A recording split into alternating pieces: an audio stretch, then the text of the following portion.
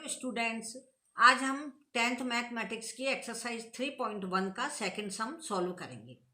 The coach of A cricket team boys 3 bats and 6 balls for 3,900। एक cricket team के coach ने 3 bats और 6 ball 3900 रुपये में खरीदी। Later she buys another bat and 3 more balls of the same kind for ₹1,300। बाद में उसने एक बैट और 3 बॉल फिर की एक ही क्वालिटी की थी, उनको कितने में खरीदा? 1,300 में, 1300 रुपये में। Represent the situation algebraically and geometrically. इस सिचुएशन को हमें दोनों में फिट करना है। अब सबसे पहले हम क्या करेंगे, बैट को मान लेंगे x और बॉल को मान लेंगे y। पिछली वीडियो में हमने आपको इंग्लिश मीडियम में लिख के बताया था, लेकिन जब समझाया था तो इंग्लिश मीडियम और हिंदी में दोनों में समझाया था, वर्ड बाय वर्ड। अब हम यहाँ लिखेंगे कि माना कि एक बल्ले की कीमत या मूल्य कितनी है? x, और एक गेंद की कीमत कितनी हुई? y। अब अकॉर्डिंग टू क्वेश्चन हम क्या लिखेंगे? प्रश्नानुसार, इंग्लिश मीडियम वाले लिखेंगे according to question A to Q। प्रश्नानुसार क्या है कि यदि एक बल्ला x रुपीज का है तो 3 बल्ले कितने के आएंगे? 3 बैट्स कितने के आएंगे? 3x। और एक बॉल यदि y की है तो 6 बॉल कितने की आएंगी? 6y is equal to 3,900। ये हमारा फर्स्ट इक्वेशन बन रहा था, लेकिन हम इसे छोटा करने के लिए छोटा कर लेंगे, क्योंकि छोटा करने से क्या होगा, इसको सॉल्व करने में आसानी हो जाएगी। तो इनमें से क्या कॉमन है? इनमें से 3 कॉमन है, लेकिन कुछ बच्चे कॉमन नहीं समझ पाए तो उनको सीधा क्या करना है? 3 का डिवाइड करना है, क्योंकि तीनों संख्याओं में 3 का डिवाइड जाता है।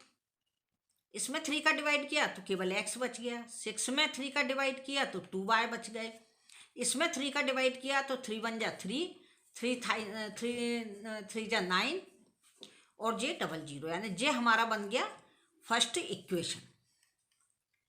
अब हमारा सेकंड इक्वेशन बनाना है, तो उसमें उन्होंने क्या कहा है कि एक ही तरह की किस्म की जो बॉल हैं उनको उन्होंने कुछ दिनों बाद खरीदा, तो x यानी कि एक बैट खरीदा उन्होंने, और कितनी बॉल खरीदी? 3 बॉल खरीदी। जे भी उन्होंने कितने में खरीदी? 1300 रुपये में।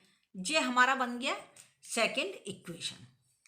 ये हमारे 2 इक्वेशन कंप्लीट हो गए। अब हम इसे ग्राफिकल मेथड से सॉल्व करेंगे। इसकी वैल्यू रखेंगे। जो फर्स्ट इक्वेशन हमारा क्या था? x plus 2y equal to 1,300। इसके लिए हम एक टेबल बनाएंगे जिसमें हम x की वैल्यू रखेंगे और y की हमें फाइंड हो जाएगी। अब x की वैल्यू हम इसमें 100 से पहले में हमने क्या रख दी थी? 0 रख दो, 7 रख दो, 8 रख दो, 9 रख दो, लेकिन इसमें हमें वैल्यू अधिक रखनी पड़ेगी, क्योंकि यहाँ पर भी क्या है, जे 1000 के नंबर में है। तो इसमें हम x की वैल्यू कितनी रखते हैं? यदि हम x की वैल्यू 300 रखते हैं, क्योंकि ग्राफ में भी आप देखिए मैंने 100 से लेकर 700 तक वैल्यू रखी है। 300 हमने वैल्यू रखी है, तो ये क्या होगा? 2y इजिकल टू 1,300 में से हमने 300 को माइनस कर दिया, तो ये कितने आ गए? 1000। 2 यहाँ मल्टीप्लाई में, यहाँ डिवाइड में हो गए, तो यहाँ पे आ गए 500। जब हमने x की वैल्यू कितनी रखी? 300, तो हमें y इजिकल टू कितना फाइंड होगा? 500। इसी तरह से अब हमें x की वैल्यू कितनी रख देते हैं? दोबारा हम x की वैल्यू रख देते हैं 500। यहाँ 2y रहेगा और यहाँ अब 2y इजिकल टू 1300 माइनस 500, तो यहाँ आ जाएंगे 800। यहाँ पे हम y इजिकल टू 2 लिख देंगे, तो यहाँ आ जाएगा 400। यानी हमने जब 500 रखी तो हमारी कितनी आ गई वैल्यू? 400। अब हम इसको क्या करेंगे, अब हम सेकंड जो हमारा इक्वेशन है एलजेब्रिकली, वो क्या था, x plus 3y is equal to 1300। इसमें भी हम वही करेंगे, इसमें x की वैल्यू फाइंड रखेंगे तब हमें y की वैल्यू मालूम होगी। अब यहाँ पे x की वैल्यू हम कितनी रख दें, यहाँ हम x की वैल्यू पहले रखते हैं 400, यहाँ पे 3y है और जे 1300 है। हमने यहाँ 400 क्यों रखी, 400 इसलिए रखी कि यदि 13 में से 4000 को हम माइनस कर देते हैं तो 900 आएंगे जो कि 3 से डिवाइड हो रहे हैं। इससे पहले हमने 300 क्यों रखी थी, क्योंकि 300 यदि इसमें से माइनस करते हैं तो 1000 आएंगे, 1000 2 से डिवाइड होते हैं। इसमें आप वैल्यू अपने मन से कुछ भी रख सकते हैं, आपका ग्राफ बिल्कुल सेम बनेगा। यहाँ कितना आ गया, इसमें से हमने 400 को माइनस कर दिया, यहाँ आ गए 900 में हमने दे दिया 3 का डिवाइड, तो यहाँ आ गए 300। अब यहाँ पे हमने x की वैल्यू कितनी रखी थी 400, तो हमें आंसर कितना मिला था इसका 300। अब हम फिर इसकी वैल्यू कितनी रखेंगे, x की जगह पर हम वैल्यू अब कितनी रख देते हैं 300।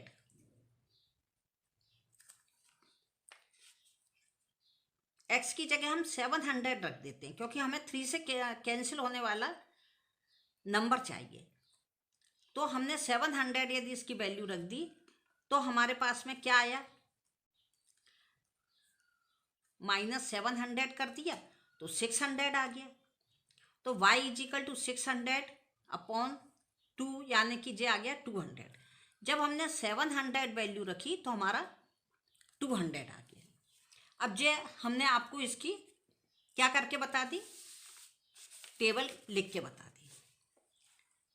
अब इसे हम जब ग्राफ पे सॉल्व करेंगे, ग्राफ पे चित्रित करेंगे, तब सबसे पहले हम क्या देखेंगे, हमारी टेबल में x की वैल्यू पहले इक्वेशन में कितनी थी 300 कहाँ है, हमने x का मान जे लिया था, तो जे 300 हमने लिया तो हमारा कितना आया 500। ये हमारा एक पॉइंट बन गया। यहाँ हम लिखेंगे x इजिकल टू हमने कितना लिया था 300, तो कितना फाइंड हुआ था 500। दोबारा हमने फिर कितना लिया था इसमें 500, ये हमारी 500 की लाइन है, इसमें हमने जब 500 लिया तो हमें कितना फाइंड हुआ 400। 500 लिया तो 400 फाइंड हुआ। अब हम इन्हें स्केल से लाइन खींच रहे हैं, ये एक ही पॉइंट पर दोनों आए हैं। तो एक ग्राफिकल जो ऊपर वाला था वो हमारा क्या था, x plus 2y equal to 1300। ये हमारा ग्राफिकल मेथड से हो गया। अब सेकेंड वाला क्या है, x minus 3y is equal to 1300। इसको भी हमने आपको टेबल बना के बताया था। तो जब हम सबसे पहले क्या ले रहे हैं 400, हमने जब 400 लिया तो हमें क्या फाइंड हुआ था 300, यानी कि हमने जब 400 लिया तो 300 हमें फाइंड हुआ।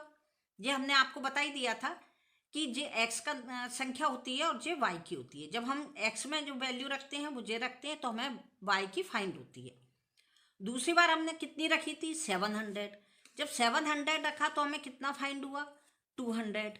जे 700 हमने x की वैल्यू रखी तो 200 हमें फाइंड हो गया। इसे भी हम स्केल से इन पॉइंट से मिला देंगे तो जे भी हमारा बन गया। यदि जो पॉइंट ऊपर नीचे आ रहे हैं तो समझो कि जो अपन ने टेबल बनाई है वो अपनी गलत है, इसलिए जो एक ही बिंदु पर आना चाहिए।